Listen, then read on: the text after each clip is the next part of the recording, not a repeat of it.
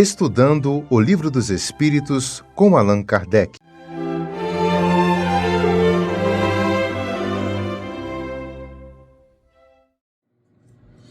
Boa noite aos nossos irmãos, boa noite às nossas irmãs, que a paz do Mestre seja conosco.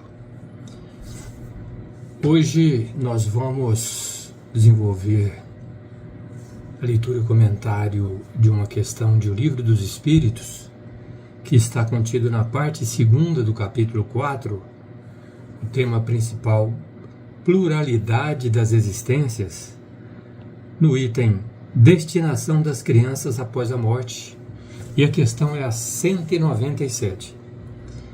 Bom, antes de entrar propriamente na questão, é sempre bom lembrar que um dos temas mais caros, mais importantes da doutrina espírita estão relacionados à pluralidade das existências e reencarnação. Então, sem esses assuntos, sem esses temas, nós poderíamos dizer que não haveria doutrina espírita, não haveria espiritismo, dado a centralidade, a importância desses temas para a doutrina, né? Dito isso, né, nós vamos já entrar na questão 197 sobre a destinação das crianças após a morte. E Kardec pergunta aos espíritos: o espírito de uma criança que desencarna em tenra idade poderá ser tão avançado quanto o de um adulto? Então, será que uma criança aí que desencarnou com 3, 4, 5, 6 anos de idade, ela pode ser mais desenvolvida moralmente, intelectualmente, do que um adulto, do que seus pais? Essa é a questão que Kardec quer saber. E o Espírito responde o seguinte: algumas vezes mais, porque pode ter vivido muito mais e ter mais experiência, principalmente se progrediu. Então, quando eu falei no início sobre a importância da reencarnação, é exatamente isso, né? Ou seja, nós, ao longo das nossas múltiplas existências, né, ao longo das nossas da pluralidade, né, das nossas existências, nós vamos então desenvolvendo as nossas capacidades, desenvolvendo a nossa inteligência e o nosso senso moral. Então, vamos chegar num patamar, num nível mais para frente muito elevado, porque nós somos destinados por Deus para a perfeição. Nós fomos criados simples e ignorantes, somos seres imortais, eternos, individuais e programados por Deus para ser seres perfeitos. Então, agora, o espírito, ele pré-existe ao corpo físico. Então, nós encarnamos num corpo novo, né? Mas o nosso espírito já existe há muitos milênios, muitos séculos, milênios, milhares de anos.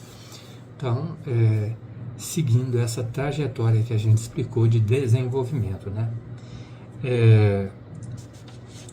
Agora, essa questão do espírito desencarnar antes dos pais, isso traz uma dor muito grande, né, para a família, para a mãe, para o pai, né? E aí eu estava vendo aqui no Evangelho segundo o Espiritismo, de Allan Kardec, um tema aqui do espírito de Sansão, né, que ele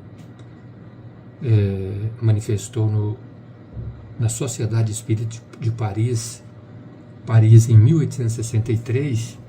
O título é Perda das Pessoas Amadas, Mortes Prematuras. Eu separei um texto pequeno para não ficar muito cansativo, né? Então ele diz assim: quando a morte se faz presente nas vossas famílias, levando sem critério os jovens antes dos velhos, dizeis muitas vezes: Deus não é justo, já que sacrifica aquele que é forte e com um futuro pela frente, para conservar aqueles que já viveram longos anos cheios de decepções. Leva aqueles que são úteis e deixa aqueles que não servem mais para nada. Parte o coração de uma mãe, privando-a da inocente criatura que fazia toda a sua alegria. Mais para frente ele diz assim: o bem está muitas vezes onde se acredita ver o mal. A sábia providência, onde se acredita ver a cega fatalidade do destino. Por que medir a justiça divina pelo valor da vossa?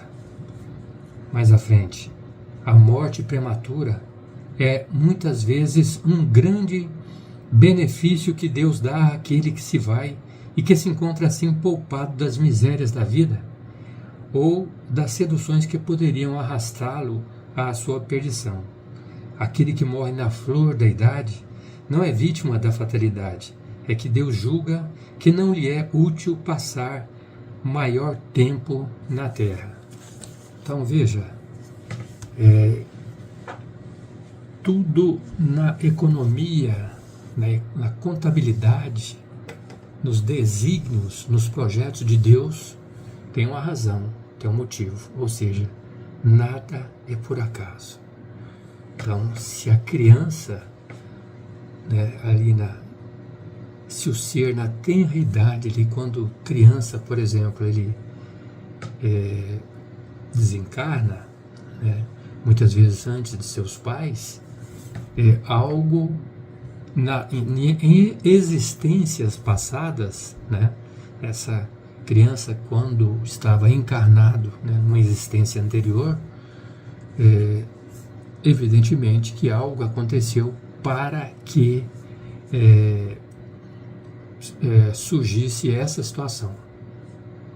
Por exemplo, uma prova para os pais, que também numa existência passada eles não souberam educar corretamente seus filhos. Outra situação, essa criança numa existência passada interrompeu a sua vida, digamos aí que ele tinha lá um projeto divino para viver até os 70 anos. Digamos que ele interrompeu a sua vida propositadamente aos 65 anos, um exemplo. Então ele tem que voltar e completar esses anos que ele deveria ter vivido naquela existência. Então tudo tem uma razão, um propósito, Então Deus sabe o que faz. E a gente viu aqui também, no comentário de Sansão, que Deus está poupando ele de situações também que poderiam levar ele ao fracasso. Ou seja, existe uma série de motivos, uma série de razões para que isso aconteça. Na questão 197A, na sequência, no complemento dessa questão, da 197, então Kardec continua perguntando para o espírito: o espírito de uma criança pode então ser mais avançado do que seu pai? E resposta: isso é muito frequente.